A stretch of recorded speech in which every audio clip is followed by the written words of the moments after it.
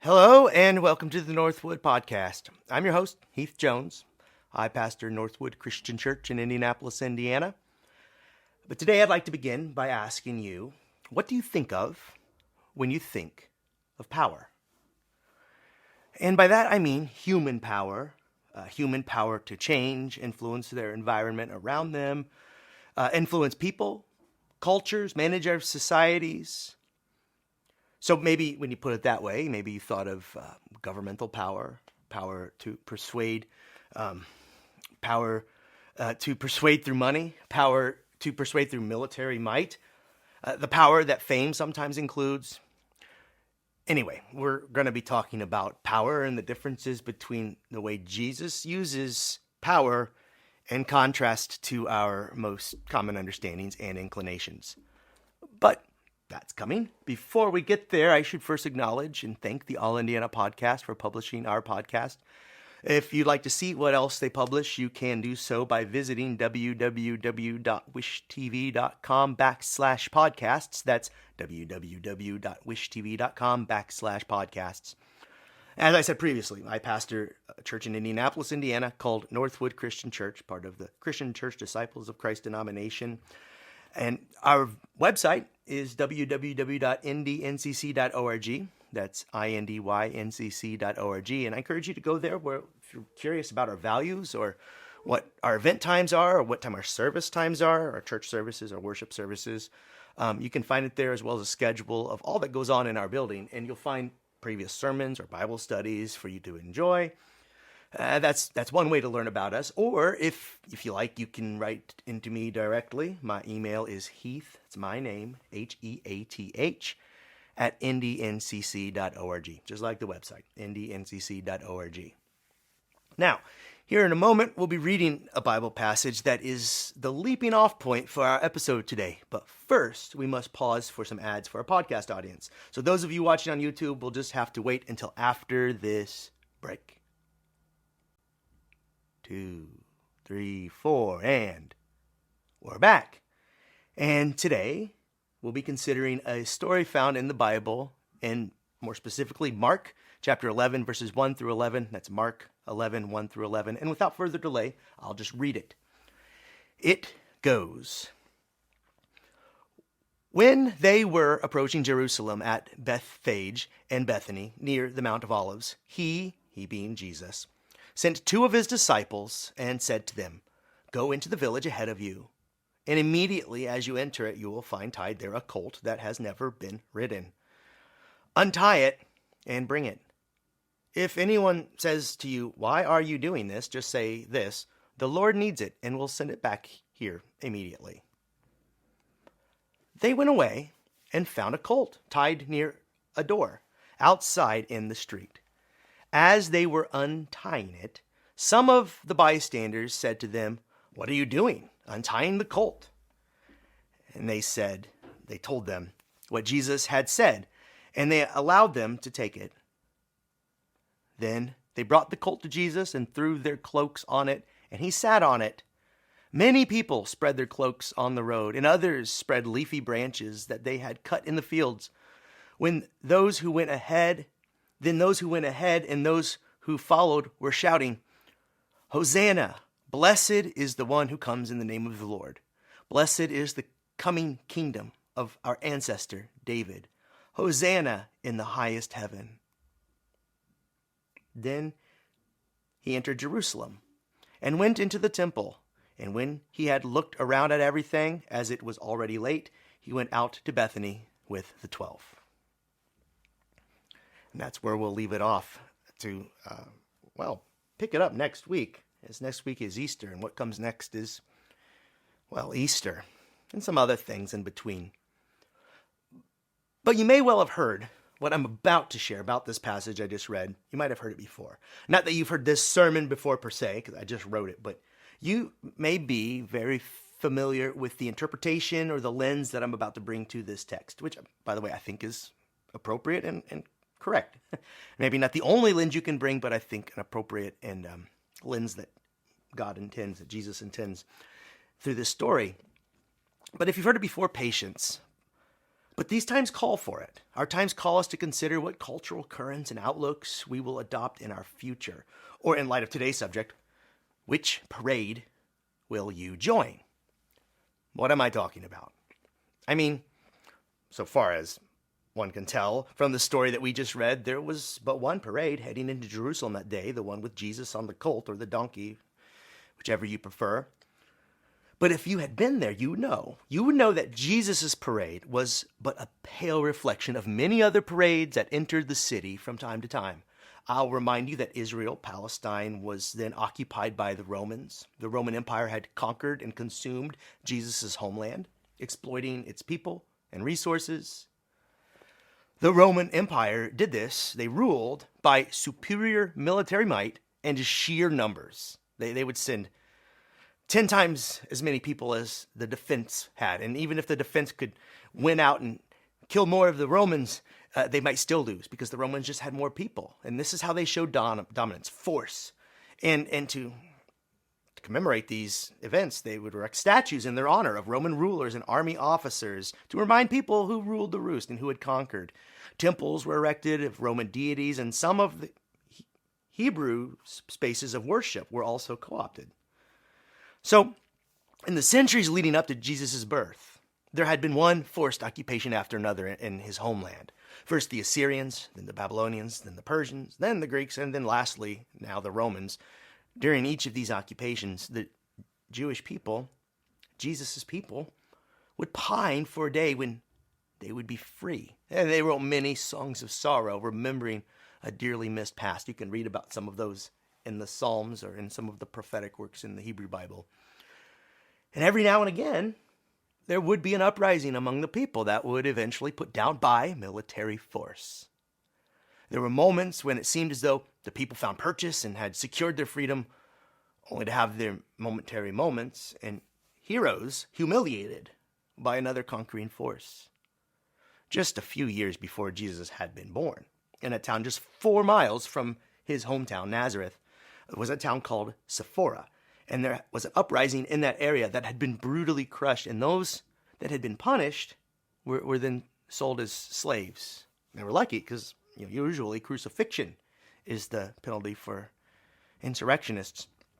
And it's possible that people in Jesus' hometown had friends or relatives who were carted off as slaves for defying the Roman Empire. So maybe Jesus and Jesus' parents know some of these people, or he's maybe heard of some of these people that folks in his community had once known.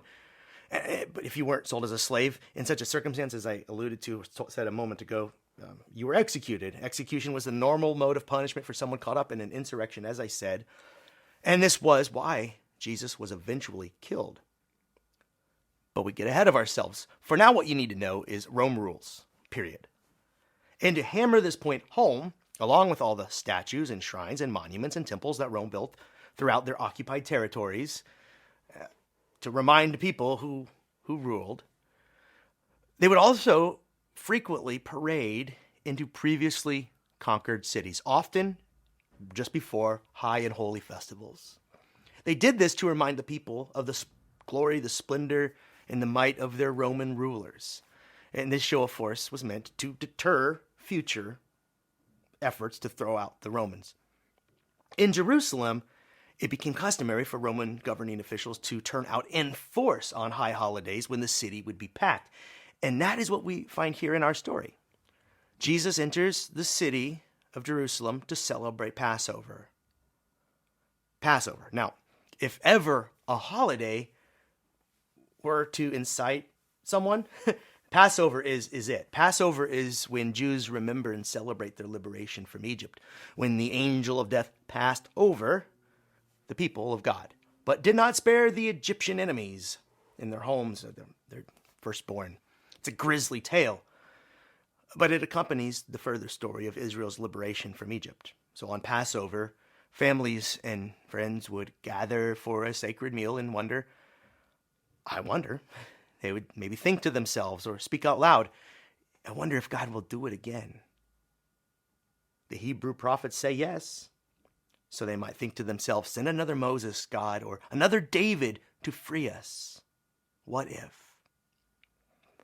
During these festivals, Jerusalem was a powder keg, a political powder keg, and understandably so. The people grew restless, and sometimes new movements were formed around these festivals. So the governor would turn up in force to make sure the people knew who was boss. This is why we have Pontius Pilate in the story at all.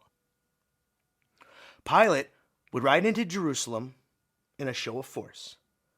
So there was possibly not one triumphal entry that day. That triumphal entry, by the way, is what the Romans called their entry into the city when they had triumphed, right? Well, Jesus had his own triumphal entry of sorts, and possibly there was the other that I've been describing, the Roman one. Or if not, it was at least near as to that day to still be on the people's minds. Biblical scholar and author John Dominic Crossan describes Pilate's situation as follows. Imagine the imperial procession's arrival in the city.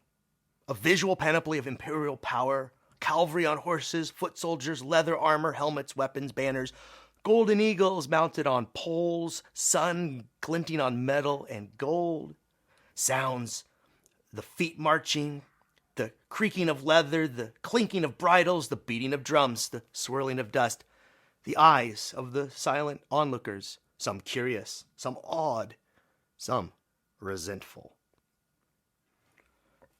That paints a picture, not to mention, on some years, those who entered the city to celebrate would have to look upon, as they entered into the city or on their way on the roadside, they would have to look upon crucified bodies, the crucified bodies of insurrectionists who had participated in the most recent uprising, now quashed. So the situation bleak. Then entered Jesus. They shouted, "Hosanna." Hosanna literally means save now.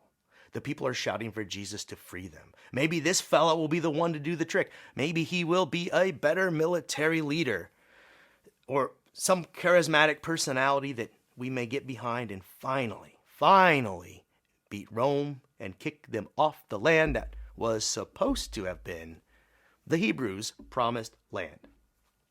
So, save now, Jesus, or Hosanna, as the text puts it, save now. This context should make what's going on with the story fairly clear. Here is Jesus riding in parade fashion.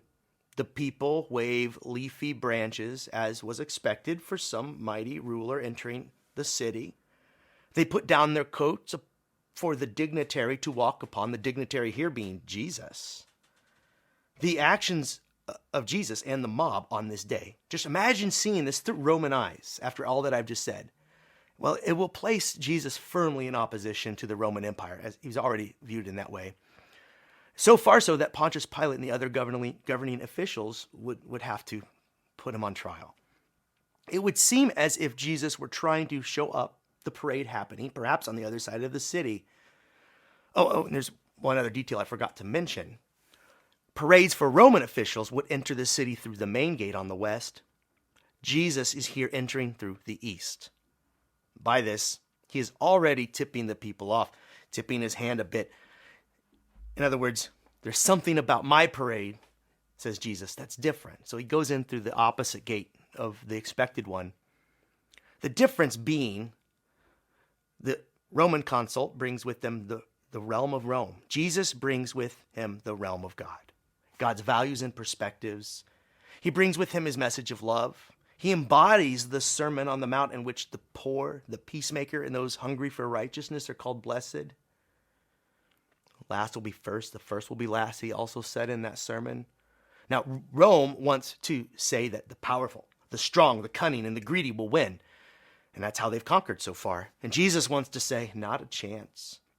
So he rides into the city with his own parade, bringing with him an alternative to the parade that happens on the other side of the city. And he rode in on a donkey, or in today's text, a colt, or both, depending on which text you read.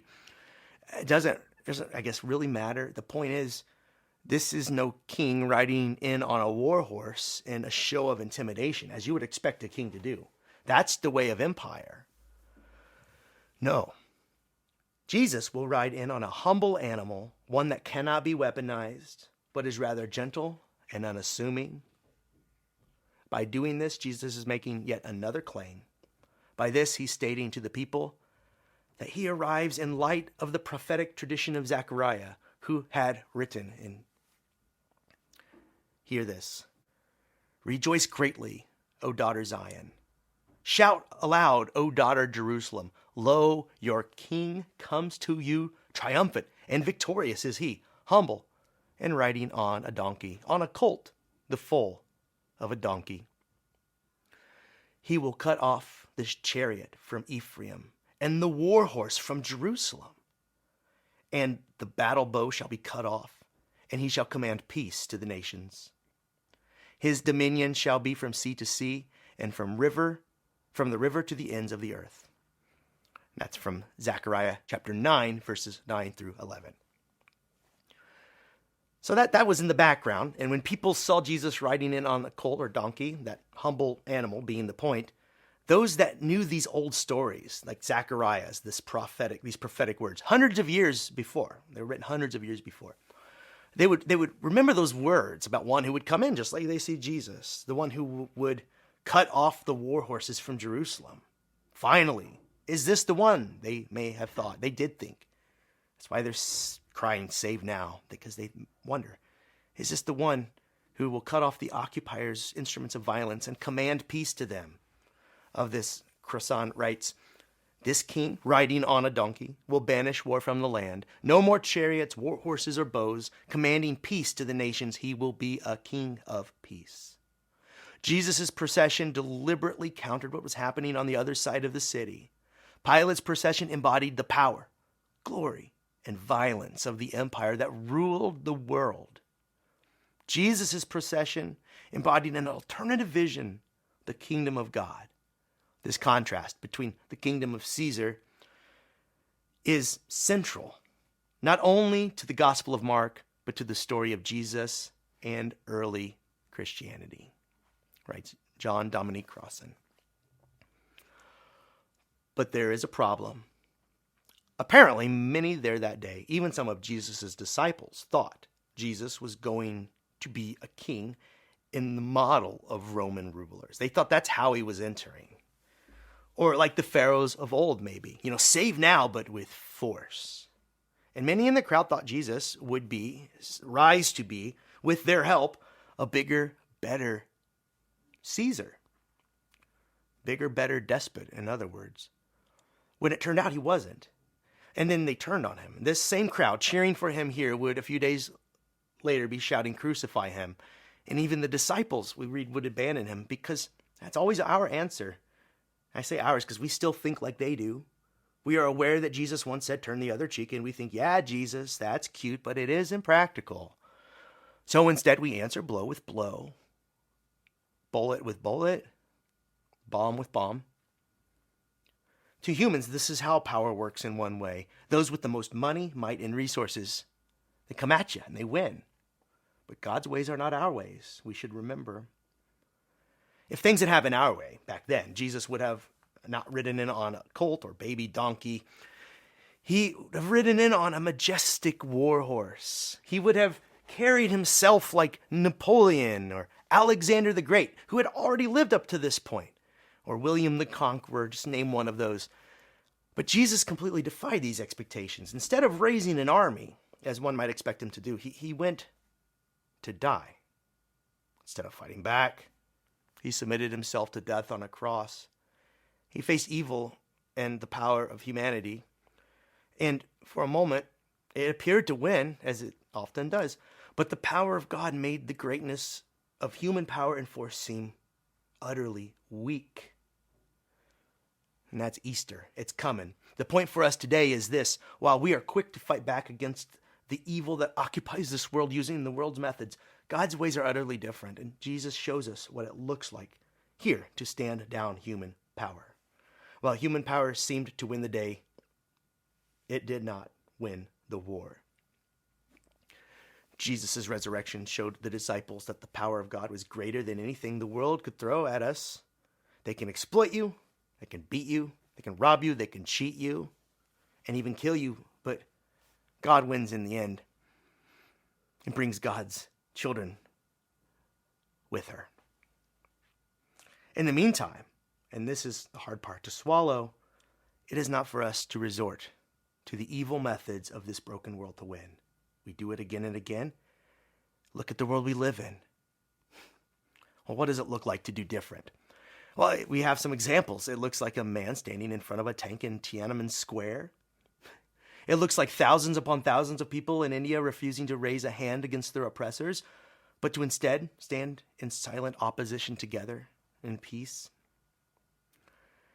It looks like African Americans in the 60s sitting in restaurants and other public places in which they were treated like second-class citizens and at times subhuman, and refusing to move until the right thing was done. They didn't get their rights by meeting the police with stronger dogs or more powerful hoses or bigger clubs, tighter nooses.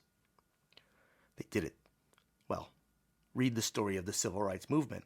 It looks like peaceful movements towards reconciliation in, say, South Africa, when the black South Africans had every reason to exact vengeance against the colonizers, for they had experienced centuries of oppression, slavery, and injustice, but they didn't. Instead, Archbishop Desmond Tutu, rest in peace, insisted, along with other followers of the gospel of Jesus, that the commission responsible for bringing justice would not only be called the Truth Commission, it would be called the Truth and Reconciliation Commission, for they saw that what was needed was not more violence, war, punishment, but rather the reconciling power of Jesus. That power strong enough to overcome the oppressor and to bring God's people closer to a resurrection. So those are a few examples. You probably could think of some of your own. Perhaps maybe we shouldn't have looked any farther than the examples of the martyred saints of old, whose peaceful, loving resistance cost them their lives. And Jesus calls this winning. When we celebrate the triumphal entry, remember that the way in which Jesus triumphs is not the conventional way, or in the conventional ways. We welcome and worship on Palm Sunday the one who said in the days to follow, Peter to his disciple, who stood in opposition to the Romans to defend Jesus in a moment of duress, said, Peter, put down your sword. And reminds us that those who live by this sword die by this sword, is what Jesus said. Maybe it's time for us to consider what it might actually look like if we were following this as a Christian nation. If Jesus were calling the shots, which nation would he bomb? If Jesus were advising our leaders, which person would he take out with a drone? Or allow to starve, or go without what they need to survive? But I'm treading on dangerous and sensitive ground here, so let's bring it home. If Jesus were put in your place, who would he get even with? If Jesus were put in your place, whose face would he clock when driven to anger? If Jesus were put in your place, what insult would he hurl at those who insult you? God's ways are not our ways. God's ways are far better than our ways. God wins, and God's weapons are peace, justice, grace, and love. And the resurrection power of Easter, which overcomes all that the world can throw at us, it is this time where we, the Christ followers, we should live as though these were our weapons too. Easter that calls us to a greater hope and life from every tomb. I said that on the onset of this message that it was timely, for there are numerous parades out there vying for our attention and our fealty on this election year, but not just in politics, all over the place. Parades of people, perspectives vying for our fealty, allegiance. Which parade will we celebrate today? Which parade will we find to be impressive? Which vision for humanity's future will captivate our hearts? Will we wave palm branches for Jesus or for some other king or vision of power? There are many of those active in the world, but 2 parades marched back when in Jerusalem, but only one is still remembered. For the realm Jesus proclaimed is eternal. All of the other parades will fade. It's time for us to join the Jesus parade. This has been the Northwood Podcast. If you like what we're doing here, please subscribe to the podcast by way of whatever app you use to listen, or leave a comment. These points of engagement drive more traffic our way. Or check out our website, www.indyncc.org, and also check out the other podcasts produced by the All Indiana Podcast Network. Until next time, this has been the Northwood Podcast. I am Heath Jones. Peace.